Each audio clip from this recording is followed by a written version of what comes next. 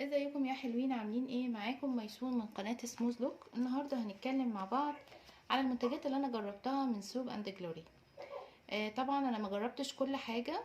ومش كل حاجة عجبتني ومش كل حاجة ما عجبتنيش. هقول كل رأيي بكل صراحة في اي حاجة عجبتني، ورأيي بكل صراحة في كل حاجة ما عجبتنيش، عشان خاطر البنات اللي حابة انها تشتري المنتجات دي. هي ما بتكونش رخيصة، فما تروحيش تحطي فلوس وخلاص في منتجات وتدفعيها وتندمي انك انت جبتيها وتلاقي نفسك ركنتيها او ما بتستخدميهاش او ندمتي انك دفعتي مبلغ في حاجة حرام تدفعي كنتي فيها فلوس.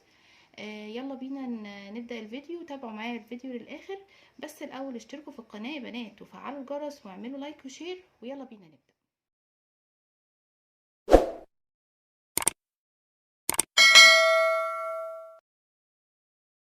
أول حاجة هنتكلم عنها اللي هي السكراب بتاعة فلاكاواي، اللي هي بالمنتجات، من أشهر المنتجات يعتبر في سوب اند جلوري يعني.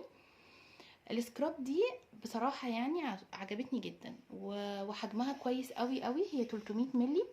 ريحتها حلوة قوي قوي قوي. ريحتها بتثبت بشكل فظيع بصراحة من الغسلة يعني يعتبر ان انا لو كل يوم باخد شاور، انا لغاية تاني يوم بحس ريحتها عندي في الهدوم. يعني ريحتها بتبقى المفروض انا بعمل بيها الجسم، بحس ان هي مسكت في الهدوم كمان.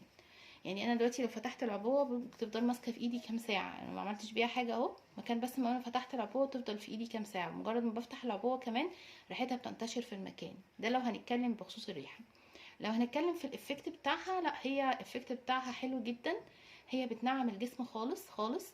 لو انت عندك جسمك فيه قشور او جسمك بينشف جامد، وخصوصا في الشتاء كمان، لان الحاجات دي برضو في الشتاء تستخدميها اكتر. لو انت عندك مشكله الشعر اللي بيكون تحت الجلد، اللي هو جلد الوزه والحاجات دي، طبعا كل الكلام ده السكراب دي نتائج فيها هايله هايله. وانت بتحسي على فكره بفرق في النتيجه دي من اول استخدام او من تاني استخدام بالكتير قوي. انا من الناس اللي دايما بعاني من الجلد الجاف، فدايما بدور على الحاجة اللي ترطب الجلد وتخليه انعم واحسن. وطبعا كل ما رطبنا جلدنا كل ما كان مظهره احسن وبيفضل شبابي على طول. ودي حاجة صحية قوي لجلدنا يا بنات. نرجع تاني لفلاكاواي. برضو انا زي ما قلت لكم ان هي من الحاجات اللي هي عجبتني جدا جدا من المنتجات بتاعه الشركه دي، من الحاجات المحترمه يعني، وتستاهل سعرها. يعني ما ندمش ان انا ادفع فيها فلوس، وبتقعد فتره طويله. يعني انا العبوه دي قاعده معايا دلوقتي اكتر من سنه ونص، تمام، او سنتين.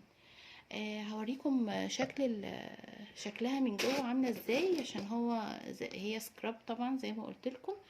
شايفين بقى، عشان قلت لكم ان هي من الحاجات اللي بتنعم جدا. شايفين اللمعه دي او الزيت اللي طالع على السطح ده، اللي طالع على وش اللي باين معايا. شايفين الزيت ده؟ الزيت ده هو ده بقى اللي بيخلي الجسم ناعم خالص. المسؤول ان بيخلي بعد السكرابنج اللي بتعمليه بيخلي جلدك ناعم خالص خالص، وفيه لمعة حلوة. وريحته كمان تحسي ان هو زيتي كده، ليه ريحة حاجة زي زيت العطر كده، ليها ريحة.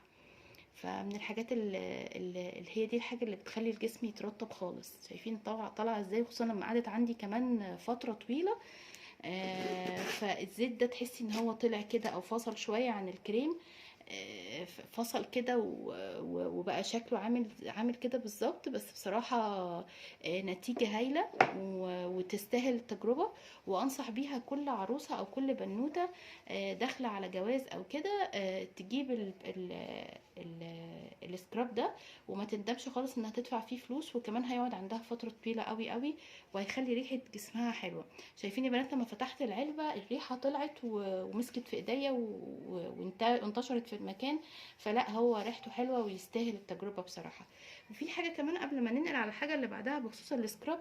اللي هيجيب السكراب بيحاول يجيب الجلافز ده معاه. هو بيتباع بالواحدة، مش لازم تجيبي اتنين مع بعض.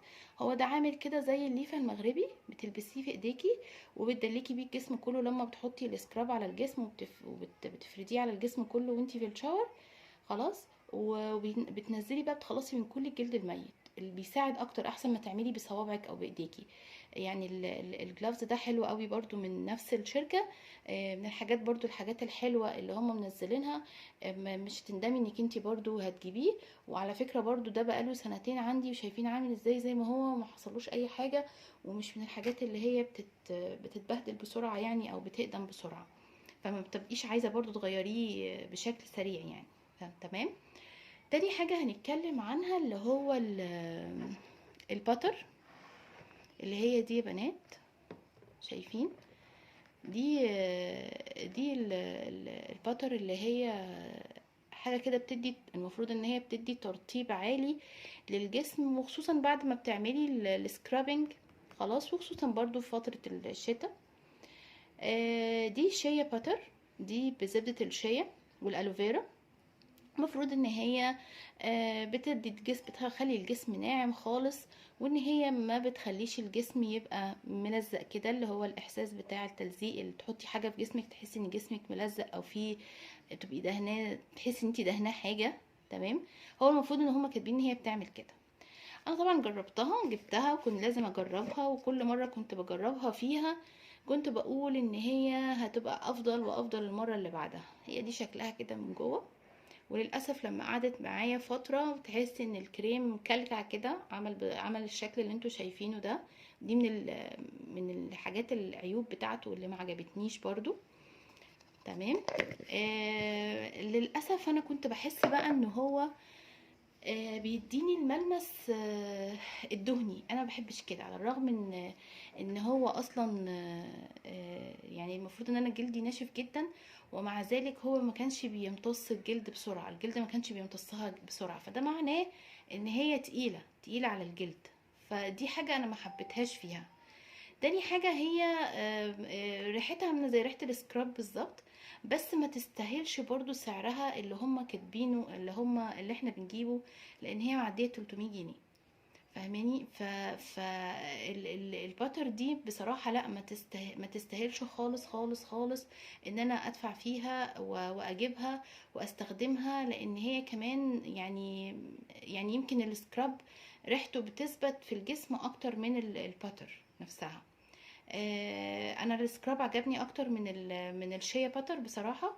لان الشيا باتر بيديني ملمس دهني جامد. ريحه السكراب بتفضل اكتر من ريحه الباتر، فبالنسبه لي الباتر ملهاش لازمه، لان هي كده ما ادتش الغرض بتاعها. تالت حاجه، الغرض الاساسي ان هي بتنعم الجسم، هي ما بتنعمش، هي بتديني ملمس دهني، ده بيضايقني حتى وانا لابسه الهدوم، بيحسسني ان انا جسمي زي ما يكون دايما مبلول، ودي حاجه انا ما بحبهاش، انا عن نفسي ما بحبهاش يعني. تمام. ده بالنسبة لتجربتي للشيا باتر بتاعة سوب اند جلوري. هنيجي للحاجة التالتة اللي انا جربتها برضو، او دي الحاجة الرابعة يعني. اللي هو البادي سبراي بتاع سوب اند جلوري. برضو يا بنات ده بقى يمكن اللي هو كان نفسي ارجعه وقت ما جبته يعني. بصراحة لما شميت ريحته، ريحته قوية بشكل انا بحبش كده، برضو بحبش الرائحة القوية دي خالص. ريحته قوية حتى مش مقبولة بالنسبة لي، انا ما بحبش الروايح اللي تبقى ريحتها ناشفة كده وما فيهاش نعومة ولا انوثة خالص، هي فيها حاجة جافة كده وقوية. انا مش قادرة اميز ريحتها بصراحة، حاجة كده من الاخشاب. انا ما حبيتش ريحتها خالص خالص، وما انصحش بصراحة اي بنات بيحبوا الروايح الناعمة ان هم يجربوها ولا يجيبوها. وللاسف ان هي ريحتها من كتر ما هي قويه فبتثبت بشكل مش طبيعي. وبعدين هي بتقلب كمان، يعني ان الروائح اللي بتحطيها وبتقلب بروايح مش حلوه، يعني هي ريحتها اصلا مش حلوه، ولما بتحطيها بتقلب كمان بريحه مش حلوه. فللاسف كان نفسي ان انا وقت ما جبتها اروح ارجعها على طول. برضو هي تقريبا 100 ملي، وحجمها يعني ممكن تحطيه، عارفه لو هي حلوه او حاجه ممكن تحطيها بقى في شنطتك، ممكن تبقى معاكي يعني تبقى خفيفه كده، هي حجمها حلو لايت خفيف كده، ممكن تشتريها في اي مكان بس لو ريحتها حلوه. لكن هي ريحتها مش حلوه، فما تستاهلش ان انا اشيلها معايا لا في شنطه ولا اخدها معايا في اي مكان للاسف يعني. بس في حاجه في من نفس الشركه منزله بودي سبراي ليه ريحه تانية، انا عايزه اجربها ان شاء الله، وهنزل لكم بريفيو عليها برضو. اسمع ان هي برضو كويسه، لكن الريحه دي تحديدا استحاله استحاله اجربها تاني، وما انصحش اي حد يجيبها يعني خالص.